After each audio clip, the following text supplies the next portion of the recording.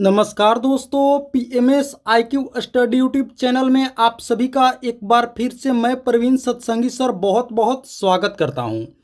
दोस्तों, आज की एक और क्लास वीडियो हम लेकर आ गए हैं रेलवे ग्रुप डी व एनटीपीसी परीक्षा के लिए अति महत्वपूर्ण समान ज्ञान व सामान्य विज्ञान के प्रश्नों का। तो आप सभी से एक रिक्वेस्ट करूंगा दोस्तों कि इस वीडियो को आप लोग अंत तक जरूर देखिएगा, एक एक प्रश्न को। जी हां दोस्तों, एक एक प्रश्न को आप लोग अच्छे से समझिएगा और याद कीजिएगा। दोस्तों, एक एक प्रश्न रेलवे ग्रुप डी व एनटीपीसी परीक्षा के लिए बहुत ही महत्वपूर्ण है। तो वीडियो को लाइक करके चैनल को सब्सक्राइब कर लीजिए और क्लास को आप लोग ज्वाइन कर लीजिए। तो आइए आज की क्लास हम लोग शुरू करते हैं।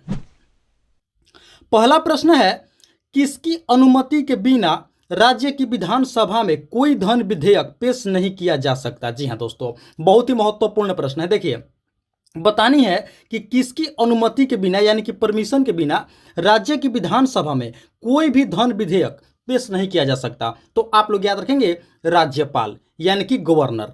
ऑप्शन ए इस प्रश्न का बिल्कुल करेक्ट आंसर होगा। जी हां दोस्तों, गवर्नर के परमिशन के बिना, अनुमति के बिना दोस्तों कोई भी राज्य की विधानसभा कोई भी धन विधेयक को पेश नहीं कर सकता है। आप लोग इसे अच्छे से याद रखेंगे। ऑप्शन ए इस प्रश्न का बिल्कुल करेक्ट आंसर होगा राज्यपाल। आइए अब आगे बढ़ते हैं। अगला प्रश्न है, योजना आयोग का परिवर्तित नाम क्या है? देखिए दोस्तों, योजना आयोग का परिवर्तित नाम बतानी है तो आप लोग याद रखेंगे नीति आयोग, यानी कि ऑप्शन ए भी इस प्रश्न का बिल्कुल करेक्ट आंसर हो जाएगा। योजना आयोग का जो परिवर्तित नाम है वो दोस्तों नीति आयोग इसका नाम है, और इसका जो अध्यक्ष होते हैं वो देश के प्रधानमंत्री होते हैं। आप लोग इस पॉइंट को भी अच्छे से याद रखेंगे। अगर प्रश्न पूछे कि नीति आयोग के अध्यक्ष कौन होते हैं तो आप लोग याद रखेंगे देश के प्रधानमंत्री। तो ऑप्शन ए इस प्रश्न का बिल्कुल करेक्ट आंसर हो जाएगा। चलिए अब आगे बढ़ते हैं। अगला प्रश्न है, निम्नलिखित में से कौन सा शहर भूमध्य रेखा के निकट है? देखिए दोस्तों, बतानी है कि इनमें से कौन सा शहर भूमध्य रेखा के निकट है। तो आप लोग याद रखेंगे इसका राइट आंसर होगा दोस्तों विशाखापट्टनम, यानी कि ऑप्शन बी इस प्रश्न का बिल्कुल करेक्ट आंसर हो जाएगा। दोस्तों, विशाखापट्टनम जो शहर है ये भूमध्य रेखा के ठीक निकट है। क्या है? नजदीक है। तो ऑप्शन बी इस प्रश्न का बिल्कुल करेक्ट आंसर होगा। चलिए अब आगे बढ़ते हैं। अगला प्रश्न है, चिल्का झील किस जीव के पालन हेतु प्रसिद्ध है? देखिए दोस्तों, चिल्का झील आप सभी को पता होगा कि ये किस राज्य में स्थित है। तो पता है तो आप लोग हमें कमेंट करके जरूर बताएंगे कि चिल्का झील किस राज्य में है। तो अब बतानी है कि ये किस जीव के पालन हेतु प्रसिद्ध है, यानी कि चिल्का झील में किस जीव का पालन होता है। तो आप लोग याद रखेंगे झींगा मछली का, यानी कि ऑप्शन डी इस प्रश्न का बिल्कुल करेक्ट आंसर हो जाएगा। चिल्का झील किस जीव के पालन हेतु प्रसिद्ध है? तो आप लोग याद रखेंगे झींगा के लिए दोस्तों प्रसिद्ध है। और आप लोग हमें कमेंट करके जरूर बताएंगे कि चिल्का झील किस राज्य में स्थित है। तो चलिए अब आगे बढ़ते हैं। अगला प्रश्न है, निम्नलिखित में से किस एक गैस को स्ट्रेंजर गैस भी कहा जाता है? दोस्तों, बतानी है कि इनमें से किस एक गैस को स्ट्रेंजर गैस कहा जाता है। तो आप लोग याद रखेंगे जिनोन, यानी कि ऑप्शन सी इस प्रश्न का बिल्कुल करेक्ट आंसर होगा। दोस्तों, जिनोन गैस को स्ट्रेंजर गैस के नाम से भी जाना जाता है, कहा जाता है। आइए अब आगे बढ़ते हैं।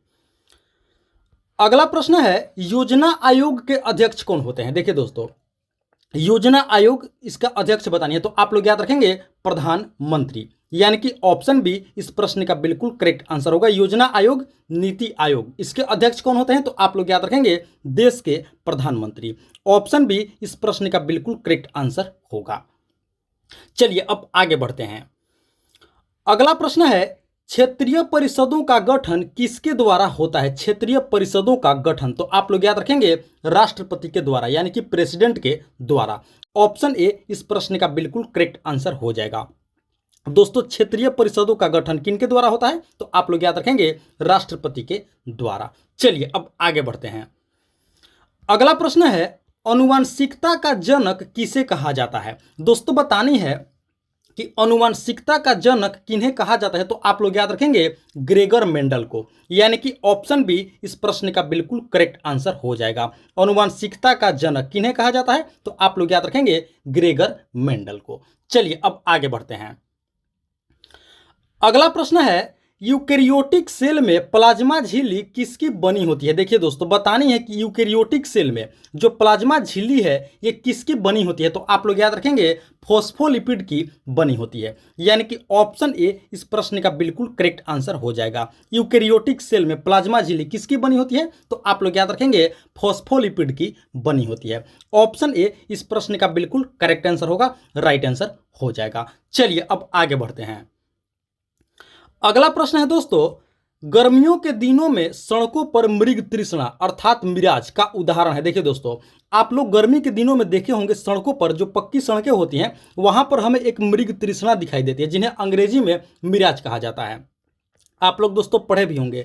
ऐसा प्रतीत होता है कि जैसे सड़क पर दूर से देखने पर लगता है कि वहां पर क्या है, पानी है, उसे मिराज कहा जाता है, यानी कि मृग तृष्णा कहा जाता है, जबकि वास्तव में वहां पर कोई पानी नहीं होता है। तो बताने है कि इसका क्या कारण है, किसका यह एग्जाम्पल है, उदाहरण है? तो आप लोग याद रखेंगे पूर्ण आंतरिक परावर्तन का, यानी कि ऑप्शन बी इस प्रश्न का बिल्कुल करेक्ट आंसर हो जाएगा। गर्मी के दिनों में सड़कों पर जो मृग तृष्णा मिराज होता है दोस्तों, वो किसका उदाहरण है? तो आप लोग याद रखेंगे पूर्ण आंतरिक परावर्तन का एक एग्जाम्पल है। तो ऑप्शन बी इस प्रश्न का बिल्कुल करेक्ट आंसर हो जाएगा। चलिए अब आगे बढ़ते हैं। अगला प्रश्न है, लहसुन में विशिष्ट गंध का कारण है। देखिए दोस्तों, लहसुन में बतानी है कि जो विशिष्ट एक गंध होता है उसका क्या कारण है? तो आप लोग याद रखेंगे इसका सही उत्तर होगा दोस्तों सल्फर यौगिक, यानी कि ऑप्शन बी। लहसुन में जो विशिष्ट गंध है दोस्तों, उसका जो गंध है, स्मेल है, वो उसमें मौजूद सल्फर यौगिक की वजह से होता है। तो ऑप्शन बी इस प्रश्न का बिल्कुल करेक्ट आंसर हो जाएगा, आप सभी याद रखेंगे। चलिए अब आगे बढ़ते हैं। अगला प्रश्न है, कृष्णदेव राय राजा थे। दोस्तों बतानी है कि कृष्णदेव राय कहाँ के राजा थे? तो आप लोग याद रखेंगे विजयनगर साम्राज्य के राजा थे। कहाँ के थे? विजयनगर साम्राज्य के। ऑप्शन सी इस प्रश्न का बिल्कुल करेक्ट आंसर हो जाएगा। आइए अब आगे बढ़ते हैं। दोस्तों अगले प्रश्न से पहले आप सभी से एक रिक्वेस्ट करूंगा कि अभी तक आप लोगों ने इस वीडियो को एक लाइक नहीं किए हैं, तो दोस्तों आप लोग इस वीडियो को एक लाइक जरूर कर देंगे, और साथ ही साथ PMS IQ study YouTube channel पर आप लोग पहली बार विजिट किए हैं तो दोस्तों इस चैनल को भी आप लोग जरूर से जरूर सब्सक्राइब कर लेंगे। इसी तरह के महत्वपूर्ण प्रश्नावली वीडियो प्रतिदिन देखने के लिए और अपनी तैयारी को बेहतर और मजबूत करने के लिए दोस्तों चैनल पर आप लोग पहली बार विजिट किए हैं तो जरूर से जरूर सब्सक्राइब करेंगे, क्योंकि यहाँ पर आप लोगों को सभी प्रतियोगी परीक्षा से संबंधित बेहतरीन दोस्तों वीडियो क्लास देखने को प्रतिदिन मिलेंगे। तो चैनल को जरूर सब्सक्राइब कीजिएगा। चलिए अब आगे बढ़ते हैं। अगला प्रश्न है, भारत में किस प्रकार की प्रशासनिक सेवाएं हैं? देखिए दोस्तों बतानी है कि भारत में किस प्रकार की प्रशासनिक सेवाएं उपलब्ध हैं, दी जाती है। तो यहाँ पे आप लोग याद रखेंगे इसका राइट आंसर होगा, देखिए अखिल भारतीय सेवा, ये बिल्कुल प्रशासनिक सेवा है, इस प्रकार की भी सेवा दी जाती है। केंद्रीय सेवा यानी कि सेंट्रल सर्विस, ये भी दी जाती है। प्रांतीय सेवा ये भी दोस्तों दी जाती है, ये भी प्रशासनिक सेवा है। तो अतः हम कह सकते हैं कि उपर्युक्त सभी भारत में ये सभी प्रकार की प्रशासनिक सेवाएं दी जाती है। तो ऑप्शन डी क्या हो जाएगा, हमारा करेक्ट आंसर हो जाएगा, आप सभी याद रखेंगे। अखिल भारतीय सेवा, केंद्रीय सेवा और प्रांतीय सेवा, ये तीनों प्रकार की दोस्तों प्रशासनिक सेवाएं दी जाती है, प्रशासनिक सेवाएं हैं भारत में। तो आप लोग याद रखेंगे ऑप्शन डी उपर्युक्त में सभी, इसका करेक्ट आंसर हो जाएगा। आइए अब आगे बढ़ते हैं। अगला प्रश्न है, निम्नलिखित में से कौन सा तत्व पौधे के विकास के लिए आवश्यक नहीं है? दोस्तों बतानी है कि इनमें से कौन सा जो तत्व है वो पौधों के विकास के लिए क्या है, आवश्यक नहीं है, यानी कि दोस्तों इंपॉर्टेंट नहीं है। तो आप लोग याद रखेंगे सोडियम तत्व, यानी कि ऑप्शन ए इस प्रश्न का बिल्कुल करेक्ट आंसर हो जाएगा। दोस्तों जो सोडियम है ये पौधे के विकास के लिए जरूरी नहीं है, आवश्यक नहीं है। बाकी तीनों पोटेशियम, कैल्शियम, मैग्नीशियम, ये तीनों तत्व दोस्तों किसी भी पौधे के विकास के लिए अति आवश्यक है, लेकिन सोडियम जो है ये आवश्यक नहीं है। तो ऑप्शन है हमारा क्या हो जाएगा, बिल्कुल करेक्ट आंसर हो जाएगा सोडियम। चलिए अब आगे बढ़ते हैं। अगला प्रश्न है दोस्तों, हड़प्पा सभ्यता किस काल से संबंधित था? देखिए दोस्तों बताने हैं कि जो हड़प्पा सभ्यता है ये किस काल से संबंधित था? तो आप लोग याद रखेंगे कांस्य युग से, यानी कि ऑप्शन सी इस प्रश्न का बिल्कुल करेक्ट आंसर हो जाएगा। हड़प्पा सभ्यता किस काल से संबंधित था? तो आप लोग याद रखेंगे कांस्य काल से, यानी कि कांस्य युग से संबंधित था। चलिए अब आगे बढ़ते हैं। अगला प्रश्न है, विश्व का एकमात्र तैरने वाला राष्ट्रीय उद्यान केबुल लामजाओ। जी हाँ दोस्तों, केबुल लामजाओ ये क्या है? विश्व का एकमात्र तैरने वाला राष्ट्रीय उद्यान है। बतानी है कि ये नेशनल पार्क कहां पर स्थित है। क्या नाम है? केबुल लामजाओ। कहां पर स्थित है? तो आप लोग याद रखेंगे दोस्तों, मणिपुर में। यानी कि ऑप्शन बी इस प्रश्न का बिल्कुल करेक्ट आंसर हो जाएगा। मणिपुर में दोस्तों विश्व का एकमात्र तैरने वाला राष्ट्रीय उद्यान जिसका नाम है केबुल लामजाओ, ये दोस्तों कहां पर स्थित है? तो आप लोग याद रखेंगे मणिपुर में स्थित है। ऑप्शन बी इस प्रश्न का बिल्कुल करेक्ट आंसर हो जाएगा। चलिए अब आगे बढ़ते हैं। अगला प्रश्न है दोस्तों, पारसेक किसकी इकाई है? पारसेक दोस्तों बतानी है कि किसकी यूनिट है, किसकी इकाई है? तो आप लोग याद रखेंगे दूरी की इकाई है। ऑप्शन ए इस प्रश्न का बिल्कुल करेक्ट आंसर होगा। पारसेक किसकी इकाई है? तो आप लोग याद रखेंगे इस इकाई में दूरी को मापा जाता है। ऑप्शन ए इस प्रश्न का बिल्कुल करेक्ट आंसर हो जाएगा। आइए अब आगे बढ़ते हैं। अगला प्रश्न है, हिमालय पर्वत का एक मुख्य प्रकार है। दोस्तों बतानी है कि इनमें से कौन सा एक हिमालय पर्वत का क्या है? मुख्य प्रकार है। तो आप लोग याद रखेंगे इसका सही उत्तर होगा वलित। हिमालय पर्वत एक मुख्य प्रकार है वलित पर्वत का। जी हाँ दोस्तों, ऑप्शन बी इस प्रश्न का बिल्कुल करेक्ट आंसर हो जाएगा। हिमालय पर्वत एक मुख्य प्रकार का, वलित पर्वत का एक मुख्य प्रकार है हिमालय पर्वत। आप लोग इसे अच्छे से याद रखेंगे। ऑप्शन बी इस प्रश्न का बिल्कुल करेक्ट आंसर होगा। आइए अब आगे बढ़ते हैं। अगला प्रश्न है दोस्तों, मानसूनी प्रदेश के अधिकांश निवासियों के जीवन का मुख्य आधार क्या है? देखिए दोस्तों, बहुत ही महत्वपूर्ण प्रश्न है। प्रश्न है कि मानसूनी प्रदेश के जो अधिकांश निवासी हैं उनके जीवन का मुख्य आधार क्या है? तो आप लोग याद रखेंगे दोस्तों, कृषि है। क्या है? एग्रीकल्चर है। ऑप्शन डी इस प्रश्न का बिल्कुल करेक्ट आंसर होगा। मानसूनी प्रदेश के दोस्तों अधिकांश जो निवासी हैं वो कृषि पर निर्भर हैं। किस पर निर्भर हैं? कृषि पर। उनके जीवन का जो मुख्य आधार है वो है कृषि। तो ऑप्शन डी इस प्रश्न का बिल्कुल करेक्ट आंसर हो जाएगा। आइए अब आगे बढ़ते हैं।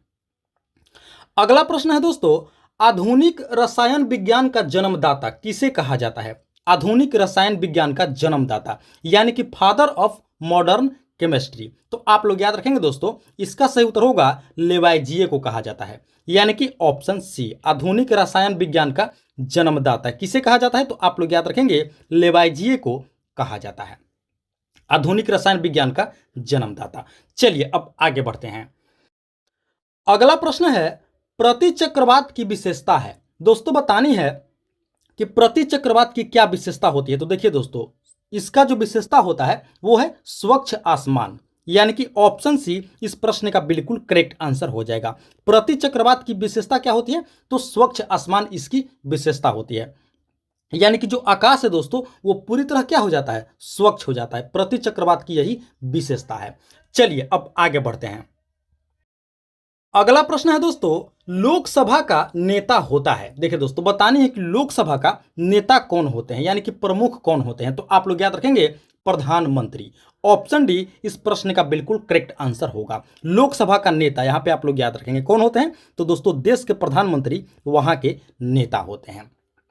जैसे कि विधानसभा के जो नेता होते हैं वो मुख्यमंत्री होते हैं, आप सभी को पता होगा। तो लोकसभा के जो नेता होते हैं वो होते हैं प्रधानमंत्री। तो इस पॉइंट को आप लोग अच्छे से याद रखेंगे। ऑप्शन डी इस प्रश्न का बिल्कुल करेक्ट आंसर हो जाएगा। आइए अब आगे बढ़ते हैं। अगला प्रश्न है दोस्तों, एक उपजाऊ मिट्टी में शामिल होता है। दोस्तों बतानी है कि एक उपजाऊ मिट्टी में क्या शामिल होता है। तो आप लोग याद रखेंगे दोमट और खाद मिट्टी। ये दोस्तों उपजाऊ मिट्टी में यही होता है, दोमट और खाद मिट्टी। ऑप्शन डी इस प्रश्न का बिल्कुल करेक्ट आंसर हो जाएगा। Option D. चलिए अब आगे बढ़ते हैं। अगला प्रश्न है दोस्तों, राज्य लोक सेवा आयोग के सदस्यों की नियुक्ति कौन करता है? दोस्तों बतानी है कि राज्य लोक सेवा आयोग के जो मेंबर होते हैं उनकी नियुक्ति किनके द्वारा होती है। तो आप लोग याद रखेंगे राज्यपाल के द्वारा, यानी कि गवर्नर के द्वारा। ऑप्शन सी इस प्रश्न का बिल्कुल करेक्ट आंसर होगा। राज्य लोक सेवा आयोग के सदस्यों की नियुक्ति कौन करते हैं? तो आप लोग याद रखेंगे राज्यपाल करते हैं। चलिए अब आगे बढ़ते हैं। अगला प्रश्न है दोस्तों, मानव हार्मोन मिलेटोनिन। जी हाँ दोस्तों, ये हार्मोन है। क्या है? मिलेटोनिन हार्मोन है, मानव हार्मोन है। तो बतानी है कि ये किस ग्रंथि से स्रावित होता है। बहुत ही महत्वपूर्ण प्रश्न है दोस्तों। मेलेटोनिन जो हार्मोन है ये बतानी है कि किस ग्रंथि से स्रावित होने वाला हार्मोन है। तो आप लोग याद रखेंगे पीनियल ग्रंथि, यानी कि ऑप्शन सी इस प्रश्न का बिल्कुल करेक्ट आंसर होगा। जो दोस्तों हार्मोन है, मानव हार्मोन मेलेटोनिन, किस ग्रंथि से स्रावित होता है? तो आप लोग याद रखेंगे पीनियल ग्रंथि से स्रावित होने वाला हार्मोन है मानव हार्मोन। आइए अब आगे बढ़ते हैं। अगला प्रश्न है, निम्नलिखित में से किसे कानूनी अधिकार नहीं होता है? देखिए दोस्तों, बतानी है कि इनमें से किसे कानूनी अधिकार नहीं होता है। तो आप लोग याद रखेंगे योजना आयोग के पास कानूनी अधिकार नहीं होता है। ऑप्शन ए इस प्रश्न का बिल्कुल करेक्ट आंसर हो जाएगा। दोस्तों योजना आयोग के पास कानूनी अधिकार नहीं होता है, तो ऑप्शन ए इस प्रश्न का बिल्कुल करेक्ट आंसर होगा। आइए अब आगे बढ़ते हैं। अगला प्रश्न है दोस्तों, वनीला नामक स्वादिष्ट पदार्थ किससे प्राप्त होता है? वनीला दोस्तों, आप लोग इस फ्लेवर के आइसक्रीम भी खाए होंगे। वनीला क्या है?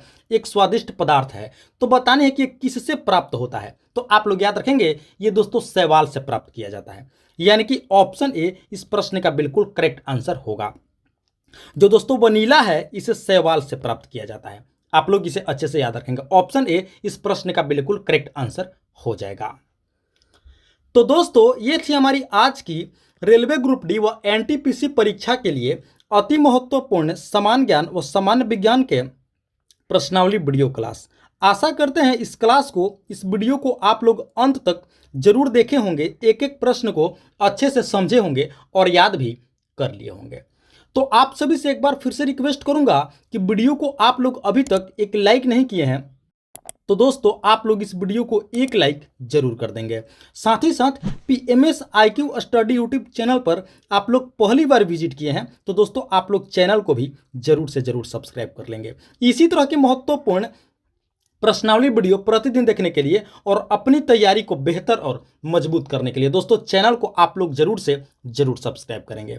और हाँ दोस्तों, कमेंट करके आप लोग हमें जरूर बताएंगे कि आप लोगों को वीडियो कैसी लगी, प्रश्न का लेवल कैसा था, कहीं पर कोई त्रुटि है तो उसका भी आप लोग हमें कमेंट करके जरूर बताएंगे। तो फिलहाल इस वीडियो में इतना ही, मिलते हैं एक और मोस्ट इंपॉर्टेंट क्लास वीडियो लेकर के। तब तक के लिए आप सभी का बहुत बहुत धन्यवाद। जय हिंद दोस्तों।